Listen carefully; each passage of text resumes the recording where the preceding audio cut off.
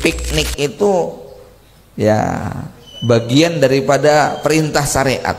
Jalan-jalan itu merupakan perintah Quran. Banyak melakukan traveling itu adalah perintah dalam Islam. Ya, tapi tentu traveling yang seperti apa? Ini kan ya. Assalamualaikum. Innal hamdalillahi nahmaduhu wa nasta'inuhu wa nastahdihi wa natubu ilaihi wa na'udzu billahi min syururi anfusina wa sayyiati a'malina may yahdihillahu fahuwal muhtadi wa may yudlil falan tajida lahu waliyyan mursyida. Asyhadu an la ilaha illallah wahdahu la syarikalah wa asyhadu anna Muhammadan abduhu wa rasuluhu la nabiyya wa la rasula ba'dah. Allahumma salli ala Muhammadin wa ala ali Muhammad kama sallaita ala Ibrahim wa ala ali Ibrahim innaka Hamidum Majid.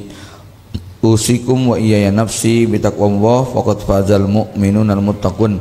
Bapak Ibu kaum muslimin muslimat jamaah yang dirahmati Allah, alhamdulillah bersyukur kita pada Allah yang telah memberikan limpah nikmat dan karunia-Nya sehingga di pagi ini kita bisa bermajlis kembali setelah beberapa waktu saya absen dari majelis pagi ini. Mudah-mudahan Allah berikan banyak rahmat dan kebaikan pada kita semua melalui majelis ini. Salawat dan salam semoga terlimpah curahkan pada baginda Nabi Muhammad sallallahu alaihi wasallam, juga pada keluarga, kerabat, para sahabat dan pengikutnya yang setia sampai kiamat. Mudah-mudahan kita termasuk di antara umatnya yang mendapatkan janji syafaatnya di yaumul hisab. Jamaah sekalian, tema kita pada pagi hari ini seperti yang terpampang di flyer, yakni tadabbur surat Al-Mulk ayat 15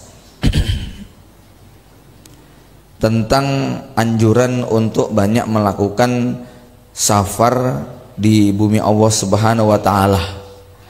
Kita tahu bahwa problem kehidupan manusia, baik itu urusan ekonomi, urusan keluarga, urusan pendidikan, urusan apapun, sosial, politik dan sebagainya, adalah satu di antara problem yang mesti dilewati, dijalani oleh setiap manusia. Nggak ada di antara kita yang terbebas dari itu semua.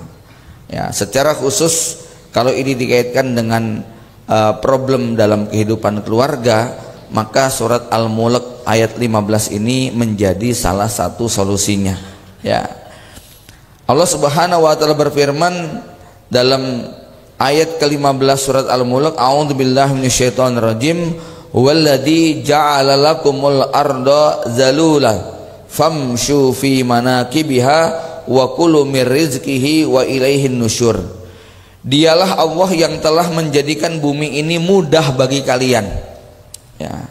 Maka berjalanlah di segala penjurunya dan makanlah sebagian dari rezekinya, dan hanya kepadanya lah kalian akan kembali setelah dibangkitkan. Wa ilaihin nusyur.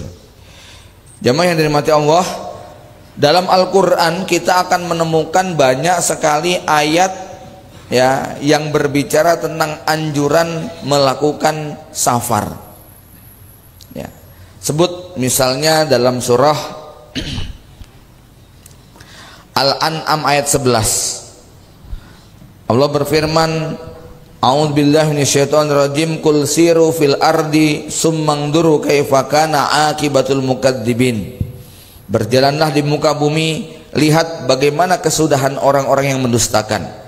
Surat Ar-Rum ayat 42, qul siru fil ardi fangduru kaifa kana akibatul ladina min qabl. Lakukanlah perjalanan di muka bumi, perhatikan bagaimana kesudahan orang-orang yang terdahulu. Kebanyakan mereka adalah menyekutukan Allah Subhanahu wa taala. Dalam surat Rum ayat 9, awalam yasiru fil ardi fayangduru kaifa kana akibatul ladina min qablihim kanu ashadda minhum quwwah wa atharul arda wa amaruha aktsaru mimma amaruha wa ja'atuhum rusuluhum bil bayyinat. Apakah mereka tidak melakukan perjalanan di muka bumi dan memperhatikan bagaimana akibat yang diderita oleh orang-orang sebelum mereka? Mereka lebih kuat dari mereka sendiri dan telah mengolah bumi ini serta memakmurkan lebih banyak dari apa yang telah dimakmurkan oleh orang-orang Quraisy itu. Alam taro annal fulka tajri fil bahri. Ini Safar naik kapal. Tidakkah kamu perhatikan, tidakkah engkau perhatikan, sesungguhnya kapal itu berlayar di laut dengan nikmat Allah, liyuriyakum min ayati, supaya diperlihatkan kepadamu sebagian dari tanda-tanda kekuasaannya. Surat An-Naml ayat 69, Qul siru fil ardi fangdur kaifa kana akibatul mujrimin. Surat Yusuf ayat 9, ya, afalam yasiru fil ardi fayangdur kaifa kana akibatul ladina min qablihim. Surah Muhammad ayat 10, awalam yasiru fil ardi fayangdur kaifa kana akibatul ladina min qablihim. Begitu juga surat Ar-Rahman, ya ma'sarul jinni wal insi in istata'tum an tanfudu min aqtaris samawati wal ardi fangfudu la tanfuduna illa bisultan. Jamaah yang dirahmati Allah Subhanahu wa taala, tidak ada kitab suci agama manapun yang memberikan arahan, anjuran kepada umatnya, pemeluknya, supaya mereka banyak melakukan touring, traveling, jalan-jalan keliling dunia melebihi daripada ajaran Islam. Jadi piknik itu ya bagian daripada perintah syariat. Jalan-jalan itu merupakan perintah Quran. Banyak melakukan traveling itu adalah perintah dalam Islam. Ya, tapi tentu traveling yang seperti apa? Ini kan ya.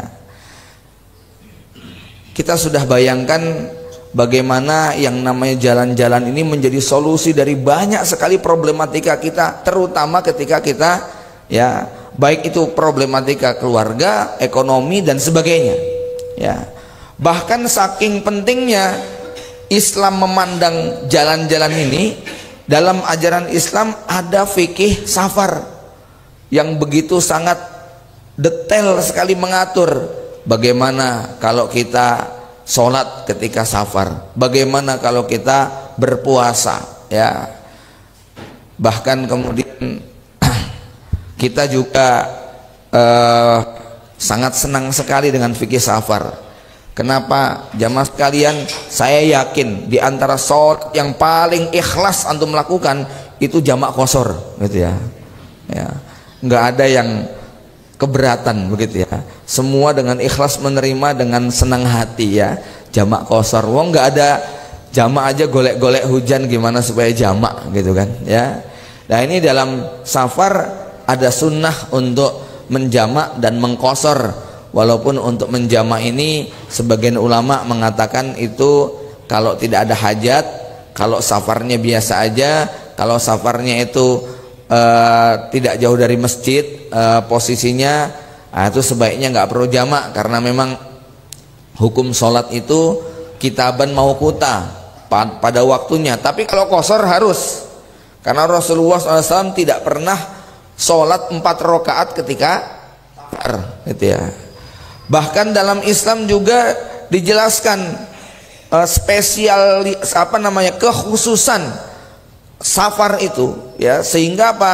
Kalau waktu hadar atau waktu kita mukim, waktu tidak bersafar, kita hanya diizinkan untuk mengusap khuf 1 hari.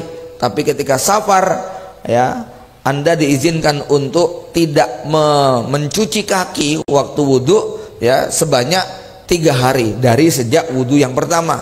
Artinya kalau ada orang yang safar di musim dingin pakai sepatu tebal, kemudian dia saya males safar, nanti kalau kentut tahu gini gimana ya, lepas-lepas sepatu gitu kan ya. Maka Islam kasih solusi, Anda dikasih waktu 3 hari, waktu yang cukup longgar untuk tidak melepas sepatu atau kaos kakinya atau khufnya gitu kan, dan cukup dibasuh saja ya, diusap, mengusap khuf. Jamaah yang dirahmati Allah Subhanahu wa taala, begitu juga dengan keringanan-keringanan yang lain. Dibolehkan bagi kita untuk tidak berpuasa ketika safar itu berat.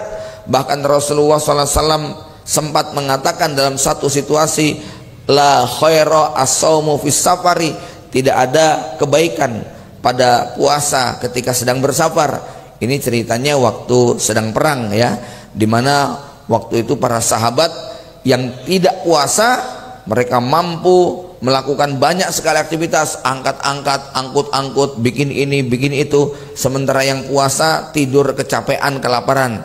Maka Rasul melihat peristiwa itu mengatakan, al-yauma ya zahabal muftiruna bi ajr. Hari ini yang memborong pahala adalah orang-orang yang tidak berpuasa. Ya. Jadi jamaah yang dirahmati Allah, karena apa? Dalam situasi safar kita memang diizinkan ada rukhsah supaya kita tidak mengalami kesulitan.